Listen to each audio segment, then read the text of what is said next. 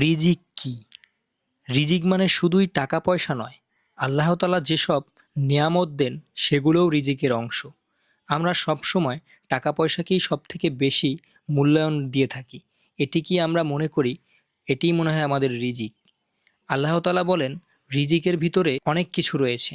তার ভিতরে অন্যতম খাদ্য, স্বাস্থ্য, জ্ঞান, সন্তান, শান্তি, সম্মান সবই কিন্তু রিজিকের অন্তর্ভুক্ত। কোরআনে আল্লাহ তাআলা আরও উল্লেখ করেছেন, নিশ্চয়ই আল্লাহ যাকে ইচ্ছা বেহিসাব রিজিক দেন। আপনি কি জানেন কিছু মানুষ কম চেষ্টা করেও সফল হয়, আর কিছু মানুষ অনেক চেষ্টা করেও পিছিয়ে থাকে কেন? কারণ রিজিক আসে আল্লাহর কাছ থেকে। আসসালামু আলাইকুম। আজকে আমি আপনাদের বলবো রিজিক আসলে কি আর কেন 5টি আমল করলে আল্লাহ তাআলা রিজিক বাড়িয়ে দেন। ভিডিওটি শেষ পর্যন্ত দেখুন, কারণ শেষ আমলটি আপনার জীবন বদলে দিতে পারে। অনেকে মনে করেন রিজিক মানেই শুধু টাকা। এটা ভুল। আপনার সুস্থ শরীরও কিন্তু রিজিক। আপনার মা বাবা থাকা সেটাও রিজিক। আপনার ঘুম আসা সেটাও রিজিক।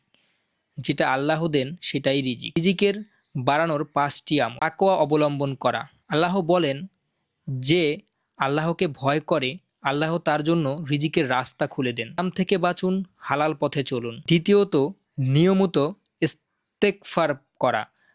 নবী সাল্লাল্লাহু আলাইহি ওয়াসাল্লাম বলেছেন ইস্তেগফার রিজিক বাড়ায়। দিনে কমপক্ষে 100 বার বলুন আস্তাগফিরুল্লাহ। ফজরের নামাজ রিজিকের চাবিকাঠি। যে ফজর ছাড়ে তার রিজিকে বরকত কমে যায়। 4 নাম্বার, সদকা করা। আপনি ভাবেন দিলে মনে হয় কমে যাবে, আল্লাহ বলেন দিলেই কিন্তু বাড়ে। সদকা সম্পদ কমায় না, এটা হাদিসে উল্লেখ আছে। পঞ্চম স্থানে রয়েছে আত্মীয়তার সম্পর্ক বজায় রাখা। নবী সাল্লাল্লাহু সাল্লাম বলেছেন যে আত্মীয়তার সম্পর্ক বজায় রাখে তার রিজিক বাড়ানো হয় আল্লাহর তরফ থেকে। রিজিকের দরজা মানুষের হাতে কখনোই থাকে না, রিজিকের চাবিকাঠি থাকে আল্লাহর হাতে। যদি ভিডিওটি ভালো লেগে থাকে লাইক করুন, সাবস্ক্রাইব করুন, কমেন্ট করুন। আল্লাহ আমার রিজিক হালাল ও বরকতময় করুন। আমিন।